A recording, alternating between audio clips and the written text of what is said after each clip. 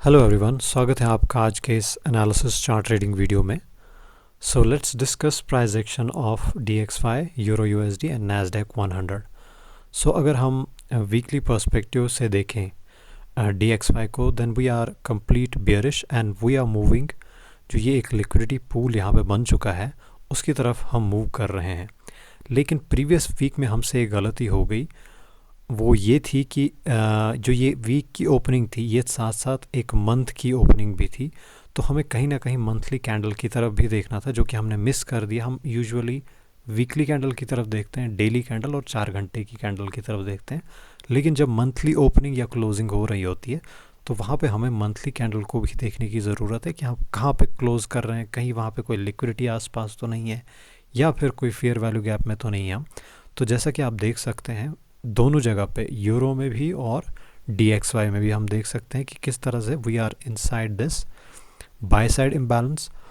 और indecision candle भी है, उसके बाद एक बुलिश कैंडल भी है प्रीवियस मंथ की।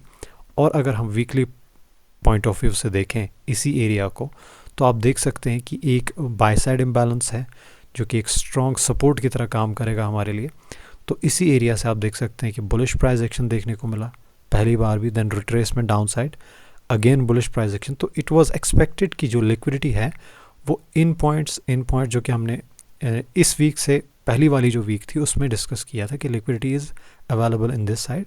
बट जब हम वीकली इस कैंडल को प्रीवियसली देख रहे थे तो हम एक्सपेक्ट कर रहे थे कि बेयरिश है, तो now we will hit this liquidity. उसके बाद may be price action above liquidity की तरफ जाए। लेकिन we miss this thing that we are inside buy side imbalance, जिसकी वजह से मिस्टेक हो गई कि प्राइस को हम पहले ही प्रिडिक्ट नहीं कर पाए, पहले ही समझ नहीं पाए। तो now we are moving towards this point, this point, this point. तो ये हमारे लिए इंपॉर्टेंट पॉइंट्स रहेंगे। और अगर हम डेली पे देखें then we have some kind of liquidity available, जो कि आप एक घंटे के टाइम फ्रेम पे देख सकते हैं कि हमारे लिए जो मोस्टली लिक्विडिटी है वो यहाँ पे है। तो मे बी मार्केट रिट्रेसमेंट दिखाई, क्योंकि कभी भी ऐसा नहीं हो कि मार्केट एक फ्लो में बहुत देर तक जाता रहे। जब एक्सपेंशन होती है तो रिट्रेसमेंट भी होता है और उसके बाद रिवर्सल, कंसोलिडेशन, ये मार्केट के फेजेस जो हैं वो चलते रहते हैं साथ साथ। और अगर हम इसके साथ साथ जो मंथली में मैंने आपको यहाँ पे एक बाय साइड इम्बैलेंस दिखाया, जो हम आइंदा से ध्यान रखेंगे जब भी मंथली ओपनिंग कैंडल हो रही है तो हम देखेंगे कि वो कहीं किसी लिक्विडिटी लेवल या FEG लेवल के पास तो नहीं है। तो अगर हम DXY को देखें तो same in DXY we were inside this sell side imbalance, जो कि लगभग इस पॉइंट से इस पॉइंट तक मेजर कर सकते हैं हम। तो अगर हम इसी को फिर से डेली पे देखें, सॉरी वीकली पे देखें, तो वीकली में आप देख सकते हैं कि किस तरह से मार्केट ने रिजेक्शन दिखाया, देन अगेन एक्सपेंशन, डिस्प्लेसमेंट, और इस डिस्प्लेसमेंट को वापस से फिल किया। और it was expected only at looking at this monthly sell side imbalance की we will be bearish in upcoming week.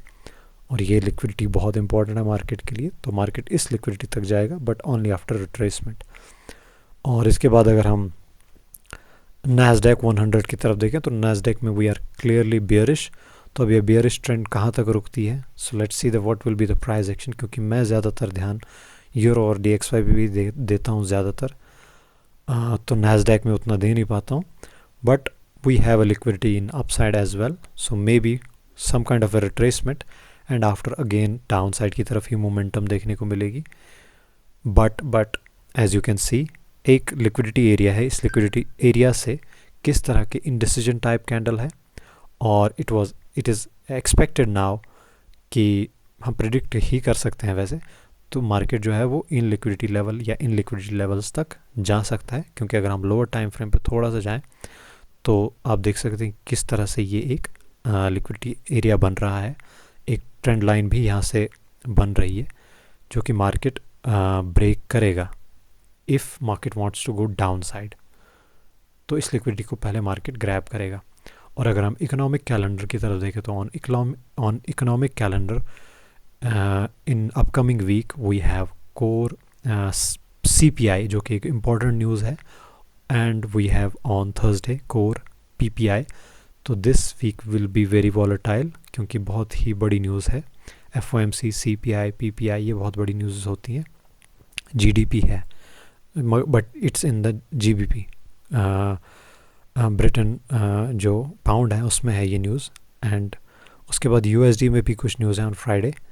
तो लेट्स सी कैसा प्राइस एक्शन रहता है Monday Tuesday. According to that we will take trades, and I hope इस video के ज़रिए आपको कुछ ना कुछ लर्निंग इंसाइट्स मिली। मिलते हैं किसी अगले वीडियो में with some more learning insights. Till then, goodbye. Take care.